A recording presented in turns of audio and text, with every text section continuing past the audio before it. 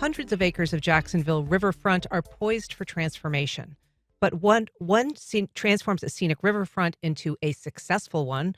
To help us answer that question, I'm joined on the line by Carol Coletta, CEO of Memphis Riverfront Parks and Partnership, and the keynote speaker of the upcoming Great City Symposium.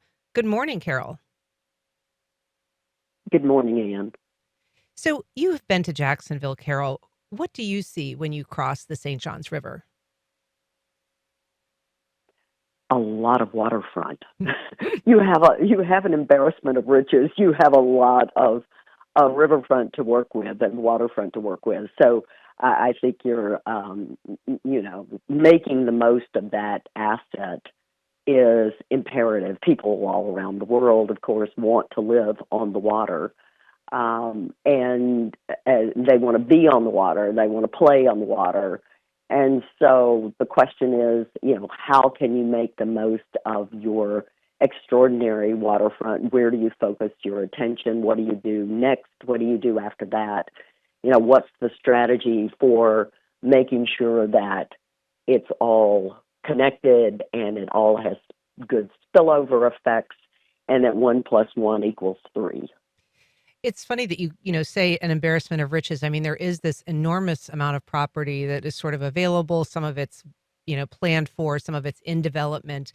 But is it harder for a city to focus, to target its redevelopment and its riverfront revitalization when there is so much riverfront?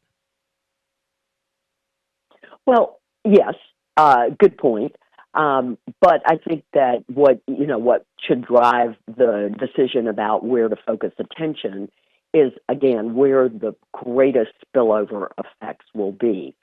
So if we develop this part of the riverfront, if we make this the most accessible part of the riverfront, then what is next to it? What can benefit from activating the riverfront? What else would that activate? And what are the benefits of that? So that would drive strategy for me, and it has in our work in Memphis. So you've been at this work for a while. You just announced you were leaving the Memphis Riverfront Parks Partnership. You announced that in August. It's a nonprofit. It manages 6 miles of riverfront, 5 park districts, 26 properties. So it's a vast responsibility. What is your skill set that you bring to that work? Why do you think that you've been successful at it? Well, I've been working with cities for many, many years. I think what set me on this path was a letter that I had written to our then mayor when I was in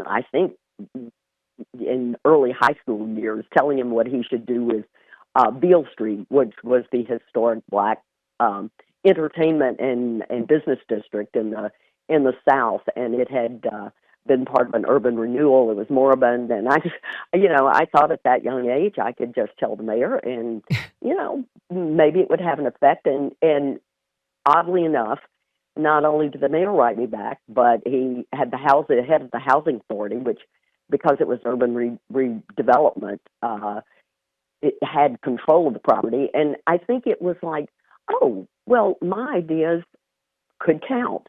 And so I sort of went down that path over many years and I've worn a lot of different hats organizationally, but if I look back, it all makes sense because it was all focused on what makes a city successful. And I've had a particular interest in how do you make the place successful, and particularly the places that have outsized importance to cities, like downtowns, like riverfronts. And so that is, it's sort of all of the work that I've done, spoken in many, many places around the world, had a chance to see a lot, to see cities and downtowns and waterfronts in many different contexts, understand that everybody wants a playbook, everyone wants a toolkit, everyone wants best practices, but what we can do and can't do in Memphis is very different from Chicago, which is very different from Detroit, which is very different from Jacksonville. So, getting people to learn the right lessons when they look at other waterfronts and try to bring those lessons home is, I think, a bit of a challenge and needs some interpretation. And I've tried to do that for folks here in Memphis, and and in other places under other organizational banners. So you talk about spillover, and I think I understand what you mean in terms of something that interacts with, say, a downtown or an area that also has some opportunities for people to join the riverfront or kind of enter it and then return to the downtown. Is it more challenging in a city which, like Jacksonville, has its own challenges in terms of downtown revitalization, picking that spot that would be appropriate for spillover when it's not really clear, I think, for a lot of people, tourists and people who live here, kind of where that sweet spot is? Well, you've got a lot of mm, built assets in downtown Jacksonville, right? So making that as active a place, as performing, as high performing as you can make it, is a good thing. That will pay off economically. I think it pays off, from a reputational standpoint, and just a lifestyle, a livability standpoint. I mean, everybody doesn't want to work and live and play in downtown anywhere, but it ought to be an option and everywhere. So I would look at where we already have assets that need more activation. That's a place that to me would be a candidate for riverfront development. I also think a good candidate for where you develop a waterfront as vast as Jacksonville is where you can link it back into neighborhoods. One of the great things, for instance, that Detroit has done. Detroit has a very narrow, essentially a narrow linear riverfront.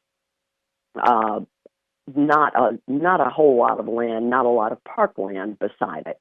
Uh, in fact, it was really quite a awful riverfront, very disconnected.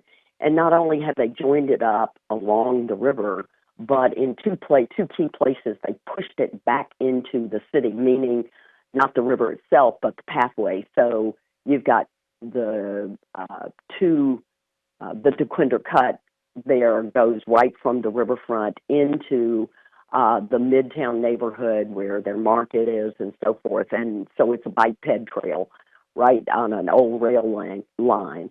And that has been enormously beneficial to Detroit. And they're doing the same thing on the other end of the riverfront. And that begins to spill off all kinds of neighborhood benefits. Disinvested neighborhoods are really benefiting from that connectivity to the riverfront. So Detroit, I think, has gotten it really right in terms of how they've approached where they began and how they continue to develop. If you're just joining us, we are talking with urban innovator Carol Coletta ahead of her keynote address at the Great City Symposium next week. You can join our conversation on air by calling 904-549-2937, or you can email questions or comments to First Coast Connect at wjct.org, or reach out on social media. In this city, Carol, there are people who will list a raft of developments and planned developments that are coming online. We have what's known as the Emerald Trail, which is being built, a good portion of that along the riverfront. There's a Four Seasons being built. There is, major investment on the riverfront next to that. There's going to be a new Museum of Science and History. There's an attraction in the form of a ship, a naval ship. But in this city also, there have been attempts to activate our waterfront not that have worked, but have not necessarily triggered that wholesale revitalization. And, we have a North Bank River Walk, we have a South Bank River Walk, we have a Riverside Arts Market once a week on the river. We have once had a very popular kids campus playground that had a splash park and all of these amenities. And despite all of that, it hasn't really caught fire. So what do you think is it isn't just the amenities, right? There has to be some other element that we're missing still. Well, one of the things I observed when I was in Jacksonville on the last trip was a lack of connectivity. So you have these interesting nodes, but it's very difficult to walk from one to the other.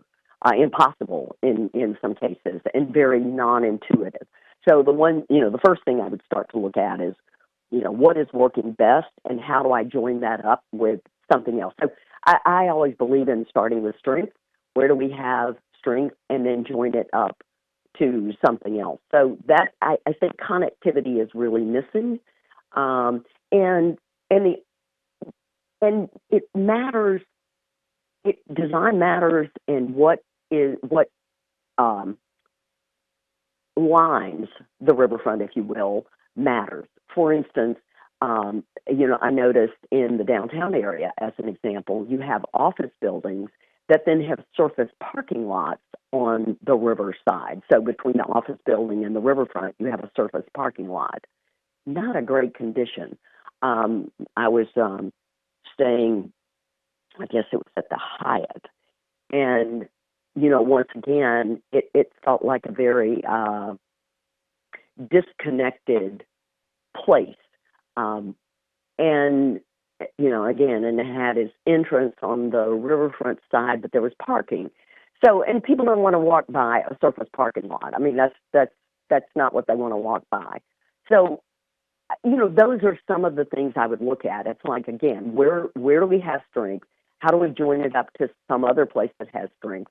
And then what have we really thought about these assets that we're building? There's nothing wrong. There's great that, you're building a Four Seasons or you're building a museum. There's nothing wrong with that, as long as the building, is not a dead building that people have to walk by on the waterfront. It's like, how does it relate to the waterfront? How does it invite people in? How does it create, you know, perhaps shade and cooling and amenities like restrooms, things that you need when you're making a journey on a trail. So if those things can be oriented to the riverfront, then that's really an asset. If it becomes a blank wall on the riverfront, that's not a good asset. I mean, I'm amazed how many museums, aquariums, people will build an aquarium on a riverfront, and there's, aquariums are basically internal buildings, right? They're internally oriented. And so it's not as, I mean, in many cases, you can't even see the waterfront from the museum or aquarium or convention center or, and you've got sports stadia. Thinking about Cincinnati now, that's so just surrounded. It sits there. Stadium sits in a sea of parking. So those are not ideal conditions for activating anything. And in a car-oriented city like Jacksonville, it's very hard to all of a sudden get to a neighborhood, and you've got some fabulous in-town neighborhoods that are very walkable. But, this notion in real car-oriented cities, the notion of I'm going to park and walk from destination to destination to destination is still a little foreign. I mean, people do it at a neighborhood level, but, we've got this mentality that we need to park at the door. And if you need to park at the door, then you can't get things joined up. And when you can't get things joined up, they don't perform. They don't have a spillover effects. They don't perform at an optimal level. Again, it's always 1 + 1 maybe equals 2 if you're lucky. And so, those are conditions that you really just have to bite the bullet and start doing it differently, or you just never get you never get the lift that you want to get from this incredible asset that you have of the water. Do you think that there is some sort of attraction needed? I know that this city has discussed in the past things like an aquarium. I know some cities have, put up like a carousel or something that is just kind of a in and of itself, a little bit of a draw. I know you've been heavy on park programming in Memphis in terms of events that are scheduled there. But what is it that must be there in order to draw people, aside from just the amenity of a nice space? Because I think there's a lot of nice spaces that people don't Well, necessarily make the effort to go to. No, but there are also baubles. I call them baubles. The Ferris wheel, the carousel. I mean, those can work, but okay, I've ridden the Ferris wheel once, right? Okay, I've done that, been there, check that box. I, that's why what lines these park spaces, for instance, um, really matters. I mean, the thoughtfulness comes where you plan public space to work with private space, with privately owned space, and make those two really work together. I mean, that's what creates vibrancy. I don't say that a carousel couldn't be nice, but, a fountain that dances is nice. But if it's not joined up, I mean, if it has to be a destination, and it's my destination, I go there, I do it, and then I leave, what's the point? It all needs to work together, and everything needs to make everything else more valuable. So, these spaces don't have to be activated. If you start to depend on, I have to entertain, this is to me a real problem. If I believe I have to entertain people, right, that's my job. Let me entertain people because that's the only way to get them here. That's a hugely expensive proposition. And entertainment is changing so fast, right? What people expect in entertainment. I mean, look at the movie world, look at the concert world. So I would just be very cautious in assuming that a thing is going to be the ticket. In context, yeah, could be great, but not necessarily if it's not thought about in context and as part of a whole. I think I wouldn't do it. Interesting. We have a There call. are, look, in this world, there are no magic bullets. There's not that thing. Okay, it's again back to the toolkit. There's no magic thing that everybody wants to do. I mean, in a way, you're much better betting on a beautiful space, a beautiful public space, a lush landscape, something that gives people relief. And it's like, what can they not build for themselves? What can they not get anywhere else? And I think that's a better bet than a Ferris wheel, a carousel. Again, those aren't necessarily bad things. It's just got to consider them in the context of what you're building and who you're. How many times are people going? I mean, locals, right, don't go ride the Ferris wheel every year, even. So it's just, that's been an obvious move that a lot of cities have made, and I'd be cautious about those kinds of moves. I want to take a call from Susan in Fruit Cove. Good morning, Susan. Go ahead. Good morning. Thank you so much for taking my call. We've moved here from Missouri in 2015, and my daughter came to see us in March of 16, and we could not find any place downtown to go up and see all the bridges at once. So we take pictures, and we ended up going to one of the good hotels, and we, undercover found out that if we went up to the athletic club on the top floor, they might let us in, and we got to go up. It was gorgeous, and we took pictures, and my daughter was so delighted. So I just recommend that we find some high building down there already. Don't build another one, but that we could do that because it was an asset. And then the other thing is that we could not find the Riverwalk. We were there and we kept seeing signs, but no arrows or no pamphlet to show you where. And we knew there was, and we still haven't seen it after 8 years, a sculpture, not a sculpture, mosaic there of the river that some famous artist did, and we've never found it. So There's got to be some signage that gives people a clue as to how to do the Riverwalk. Yeah, thanks, Susan. It's an interesting comment, Carol, because very often it's, really fun to visit somebody that works in one of those big downtown towers because there really aren't a lot of opportunities to see the river from up high. I was going to say the same thing with office buildings, reconsidering what they will, what they will be and who they will house, and the uses in those office buildings right now. This is a great time to say to somebody, hey, would you consider, doing top floor as an observation opportunity? The other thing I wanted to say is I can't agree with Susan more about wayfinding. It seems so pedestrian, and it's done poorly so often. But those of us who occupy a space all day, every day. I mean, I live in downtown Memphis and have for many, many years. I mean, I've had my home here. I've lived in other places, but I've always kept a home here. And I am, I know every nook, cranny. I know every shortcut. I know the safe streets, the not so safe streets, the light streets, the dark streets.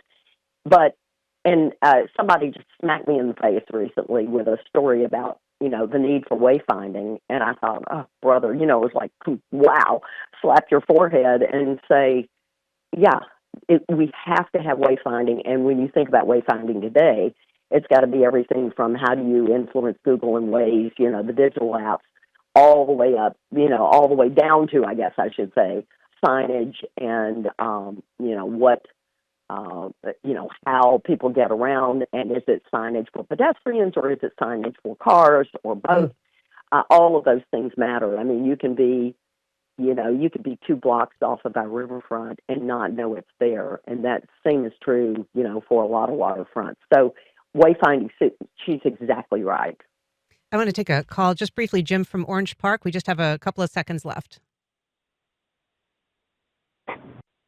Jim, go ahead. Yeah, thanks for taking my call. So one of the things, and I like what the urban developer talked about, is I grew up in Boston and outside of Boston, and we could take the T, the blue line right into Boston. And at that time, growing up, the riverfront in Boston wasn't that great, but now it's a destination of choice. Everything is hooked up. You can walk everywhere. Here in Jacksonville, like you said, people aren't going to park their car and take a bus someplace. So and again, the show a lot of times has talked about infrastructure. And until we get infrastructure, I just don't think, I don't. Jim, I think we're losing you there a little bit, but message is clear. So, Carol, just briefly, you're going to be in town next week for the Great City Symposium. What is your chief message that you're going to bring? You have this fabulous asset. Don't let it be a stranded asset. Take full advantage of it. Most cities would, die to have your asset. So I think making the most of it is a huge opportunity for Jacksonville. Well, she's Carol Coletta. She'll be speaking at the 5th Annual Great City Symposium hosted by Scenic Jacksonville. That event is on Thursday, October 10th at the Garden Club of Jacksonville, and you can get tickets at scenicjax.org. Thank you, Carol, so much. Thank you.